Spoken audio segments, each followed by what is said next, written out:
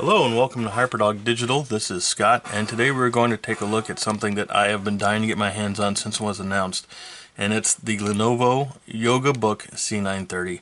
This is the device right here, and as you can see, it is very small and very thin. It's a really interesting looking device, and I really can't wait to go through it. Going around the device, it's got a nice metallic look to it, but it is composed of plastic, but it is very well built and fits together nice on all the edges, as you can see. It's just, just a nice little flush edges all the way around there. It's got the watch band hinge, which I love, and you'll find these a lot on some of the yoga devices that Lenovo puts out. But there's really not many ports on it, and we'll start over here, and you got one of the Thunderbolt 3 or USB Type-C ports. You have a micro SD slot right here that you can pop out and add some memory to. On the other side you have the volume rocker, another speaker, there was one on the other side, your power button, and then another Thunderbolt USB Type-C port right here.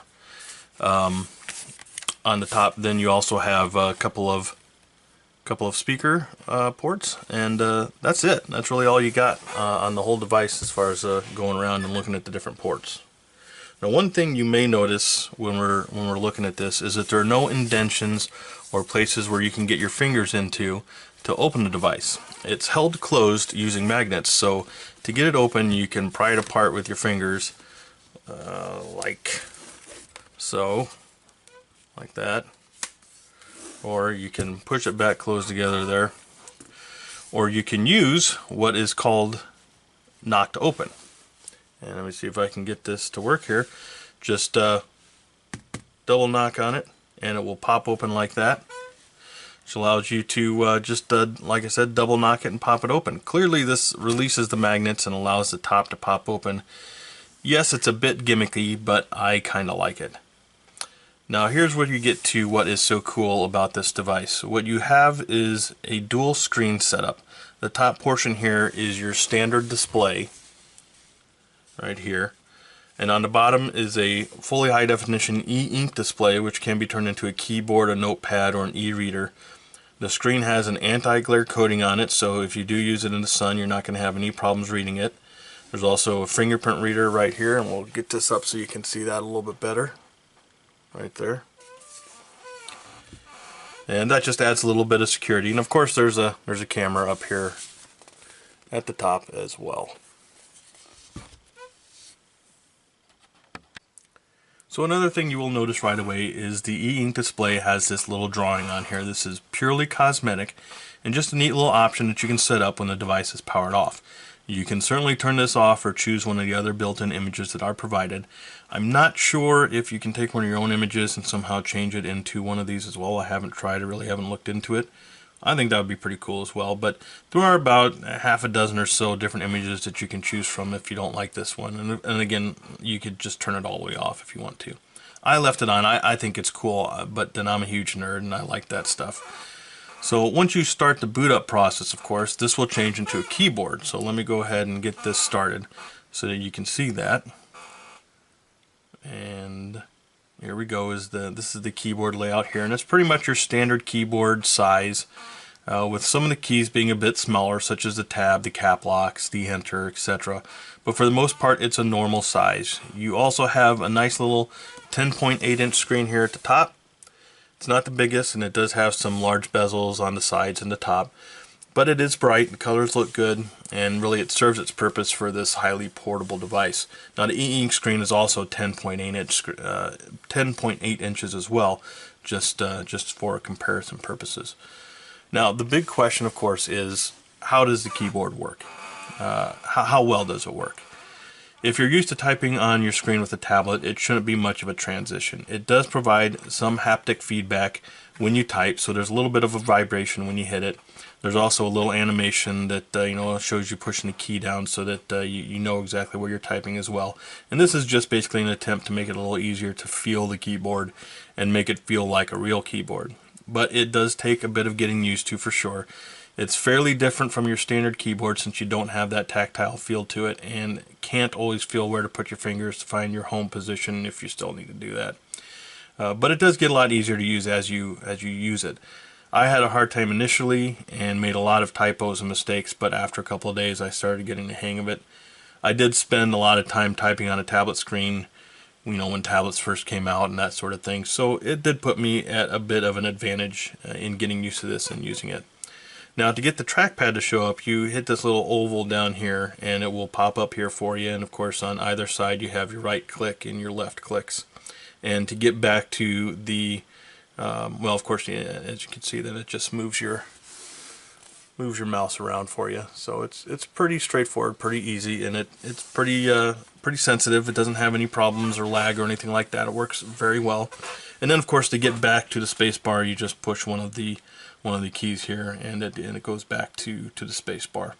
You also have your standard set of function keys at the top as well. Now, these keys up here are what you use to change the mode of the e-ink display. Currently we are in keyboard mode. The next one is notepad or drawing pad mode, and that allows you to use the precision pen, which is Bluetooth connected, to draw on a screen or take notes. The next mode is your reader mode or e-reader mode, and that of course allows you to bring up different books that you can use or that you've downloaded to read in e-reader. And then of course you have a settings mode. Okay, so let's go ahead and take a look at the drawing pad or the notepad mode here. To do that, you just push that notepad button and it'll bring you up to this big empty screen here like this. And you can use this active pen here from Lenovo here, and you can see there's a couple of buttons on here. This is just a little rocker button that you can use for left click and right click, and then there's a button here on the back as well. But you can just use this pen here to just start drawing however you want, whatever you want on here. You can take notes, whatever you want to do with it. But it's just a nice little screen here that you can use for, like I said, taking notes or drawing. There's a set of function keys up here at the top that you can use for changing the thickness of the pen. You can erase the whole screen if you want to. This is the eraser option here, so you can just erase the whole screen if you want to. You can do some cropping. There's a lasso function key there. There's the undo, and then of course this one right here is for if you want to use your finger instead of the pen, if for whatever activity that you're working on requires that or is easier for using that. Of course you can switch it back to using the pen, and once you do that, then this is not going to work at all here. So that's basically the drawing mode. There's really not a whole lot else to it. It's pretty standard, pretty straightforward, pretty easy to use, pretty neat if you use those kind of things. Now the next mode is going to be the reader mode. The reader mode is just right here, and it's going to bring up just the file explorer, which is going to allow you to browse to wherever you might have, one of your books or something like that, so that you can pull it up on here and fold it over into tablet mode and do your reading. I don't have anything on here that I can really bring up at this point, but that's what it will bring up here for you when you do open up one of those files. The last option on here is your settings menu, and this is where you can change options such as the knock to open, the image that's displayed on the e-ink screen, or have no image at all if you want to do that. There's other options for the other modes as well, but we're not really going to go through all of them here. But here's an example here of the different images that you can choose from if you don't like the one that I had set up on there. Now, one thing that I'm not particularly fond of is, shockingly, the loose active pen. There's really nowhere to put this thing when you're carrying this around. When the laptop is open, you can dock it right here on the back, and it connects on there using magnets, and it stays fairly secured there. Certainly you can't do this when it's in tablet mode or reader mode, so you'd have to find someplace else to store it. Now that really is something just, for me, it drives me nuts, mainly because I tend to lose these little things. And yes, I realize there isn't really a good place to put it. The device is too thin for even one of the smaller pens to be hidden in the chassis somewhere. So yes, I'm complaining about it without providing a viable solution, but there it is. Now, unlike some of the other devices, there is only one configuration for this guy. So let's quickly run through the specs of what these guys currently have in them. It has a 7th gen i5 processor, Windows 10 Home, integrated Intel HD 615 graphics card, 4 gigs of memory, 256 gig solid state drive. It's got a 10.8 QHD IPS touchscreen for the main monitor, and then the e-ink display is a 10.8 fully high definition e-ink Mobius touchscreen with pen support, 2 speakers with Dolby Atmos, your active pen, up to 8 hours of battery usage. It's about 9.9 millimeters thick, which is really thin, and 1.71 pounds, so it's pretty light.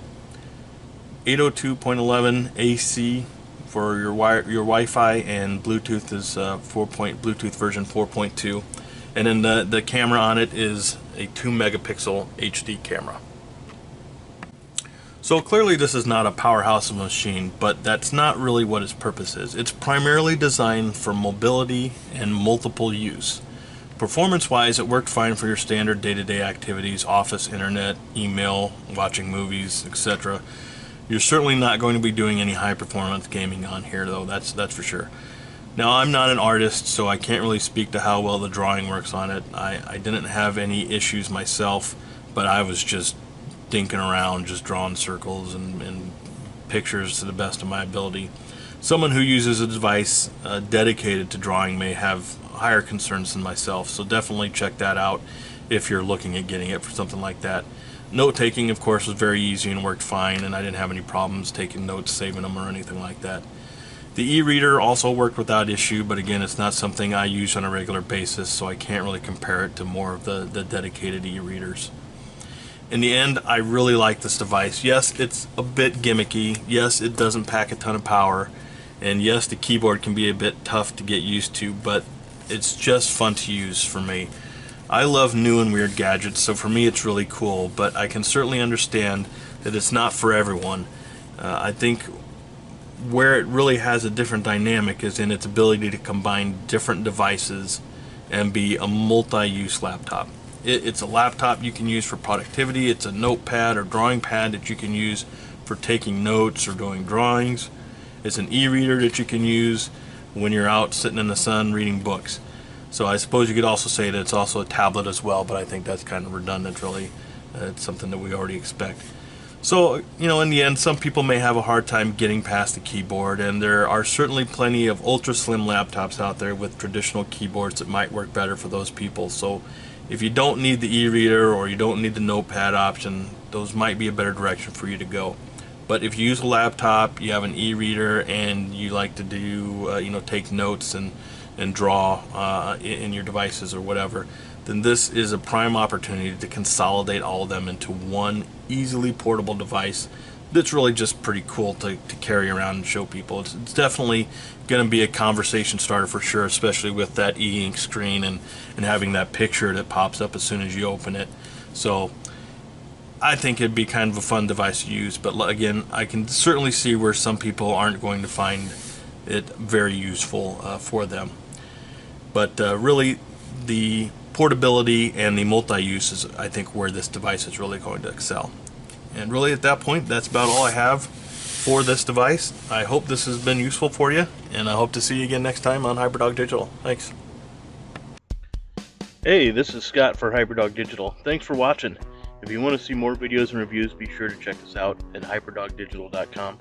If you liked the video, please give it a thumbs up, and don't forget to subscribe to our channel so you know when we put up new content.